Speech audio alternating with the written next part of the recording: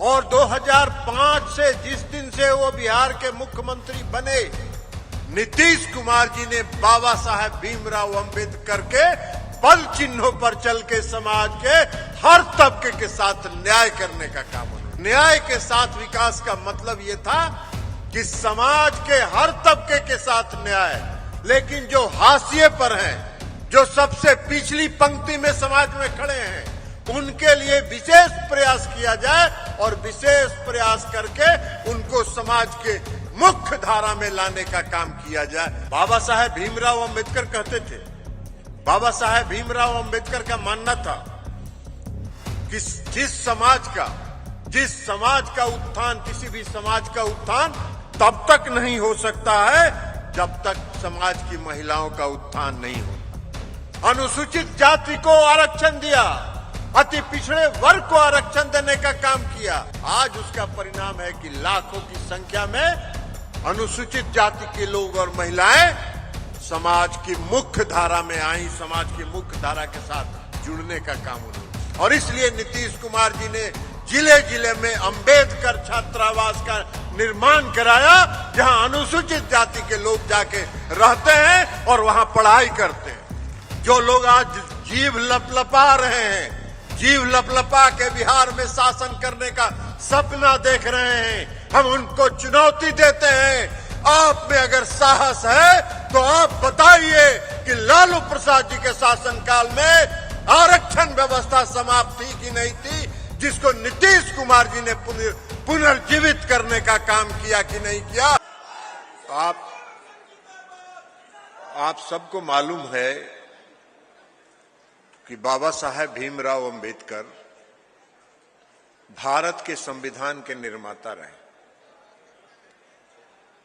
और उसके पहले अगर जाइए तो बाबा साहेब भीमराव अंबेडकर का जन्म 1891 में महाराष्ट्र में हुआ, और महाराष्ट्र में होने के बाद उन्होंने पूरी पढ़ाई अपनी विदेश में की। और जब कोलंबिया यूनिवर्सिटी में वो पढ़ रहे थे अमेरिका में, तो वहां से उनको ये आभास हुआ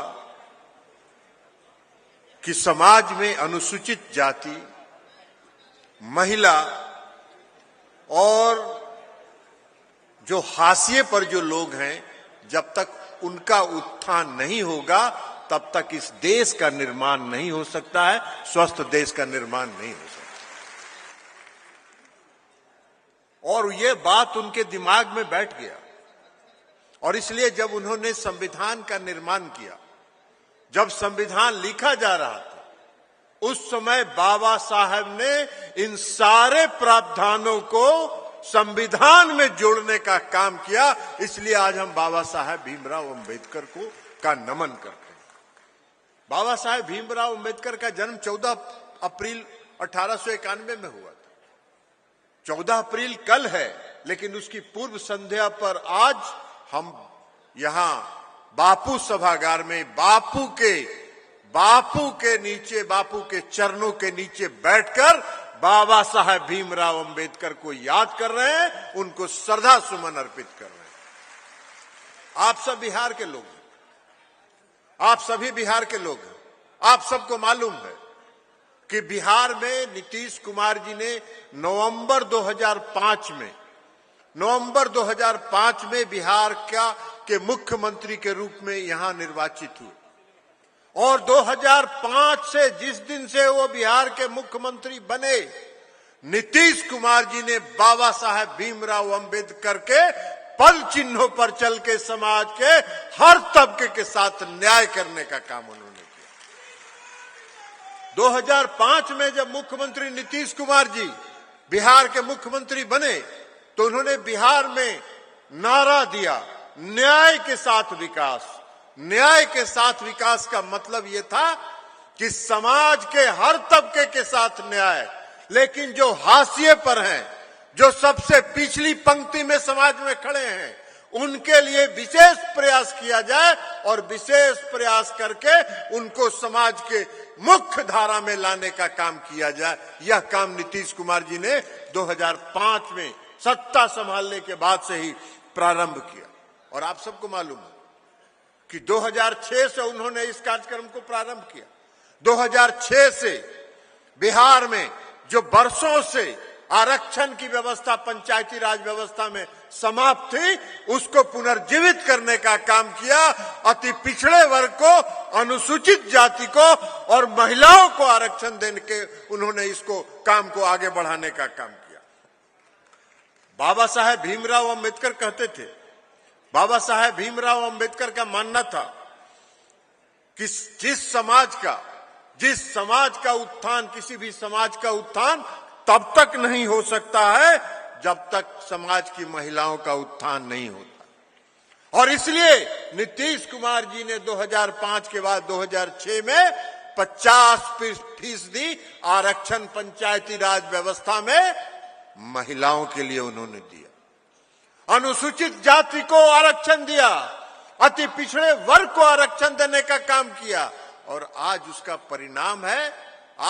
परिणाम है कि लाखों की संख्या में अनुसूचित जाति के लोग और महिलाएं समाज की मुख्य धारा में आई, समाज की मुख्य धारा के साथ जुड़ने का काम उन्होंने किया। यही उनकी यात्रा खत्म नहीं हुई।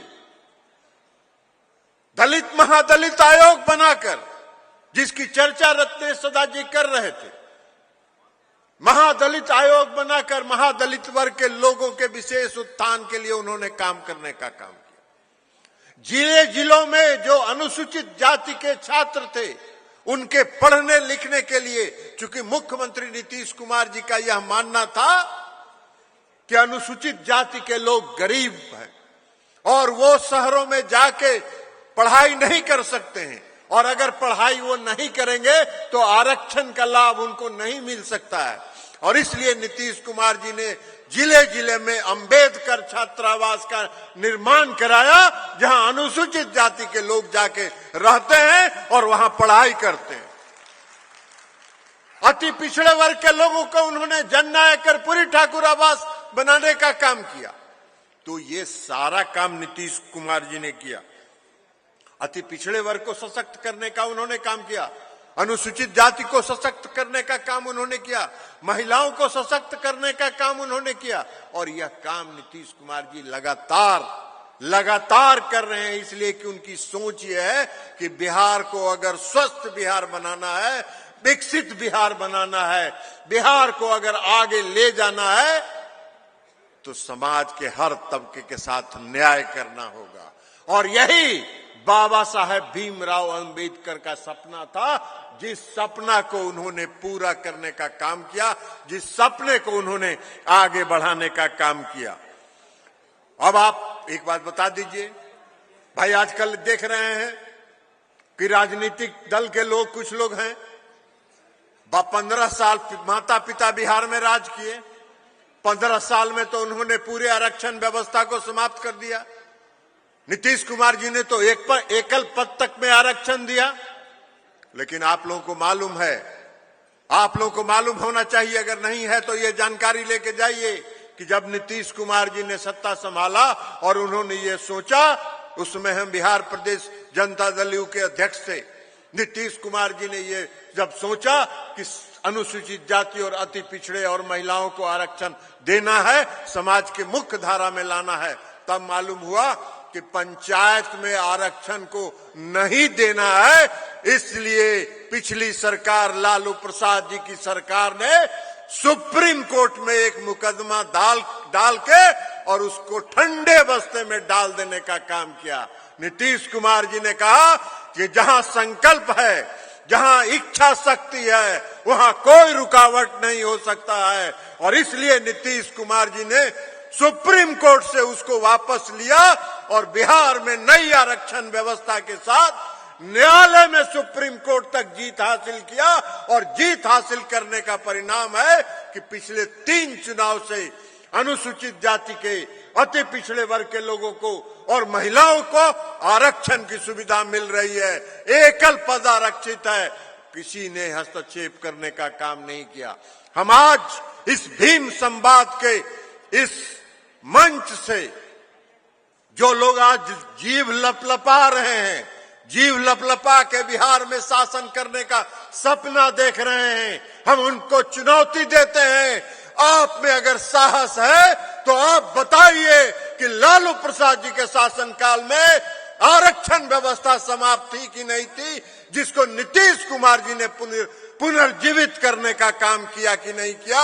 अगर साहस है तो इसका जवाब बिहार की जनता को दीजिए, और बिहार की जनता को जवाब दे दीजिएगा तब बिहार की जनता से और इस बिहार के अनुसूचित जाति के लोगों से आपको वोट मांगने का अधिकार है, अन्यथा आपको जाने का भी हक नहीं है। हम आपसे आग्रह करेंगे कि वैसे लोग, उस पार्टी के लोग जिन्होंने 15 साल तक बिहार को बर्बादी के चौराहे पर लाके खड़ा रखा, वो जब आपके टोले में वोट मांगने जाएं तो उनसे पूछिएगा, उनसे जरूर सवाल करिएगा कि आप बताओ कि जब आपके पिता माता पिता ने 15 साल बिहार में शासन किया तब अनुसूचित जाति का आरक्षण कहां गया था, किसने खाया, इसका हिसाब दो, तब बिहार में वोट मांगने का काम करो। यह आग्रह हम आपसे करना चाहते हैं, इसलिए सतर्क रहिएगा।